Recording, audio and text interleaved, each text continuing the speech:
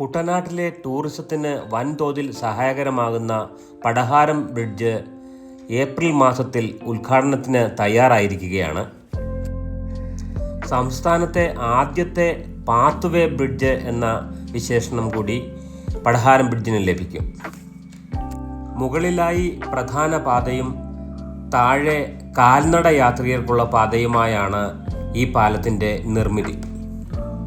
Alappuzha Changanassery റോഡിനെയും Ambalappuzha Thiruvalla റോഡിനെയും connect ചെയ്യുന്ന കരുവാറ്റ കുപ്പപ്പുറം റോഡിലായാണ് പടഹാരം പാലം സ്ഥിതി ചെയ്യുന്നത്.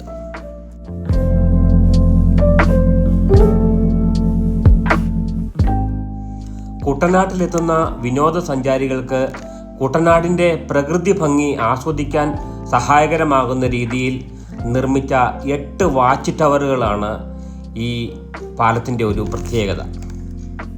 മുകളിലത്തെ പ്രധാന പാതയ്ക്ക് 7.5 മീറ്റർ വീതിയും താഴത്തെ നടപ്പാതയ്ക്ക് ഏകദേശം 1.25 മീറ്റർ വീതിയുമാണ് ഉള്ളത്. ഈ പാലത്തിൻ്റെ ആകെ നീളം ഏകദേശം 1/2 കിലോമീറ്ററാണ്.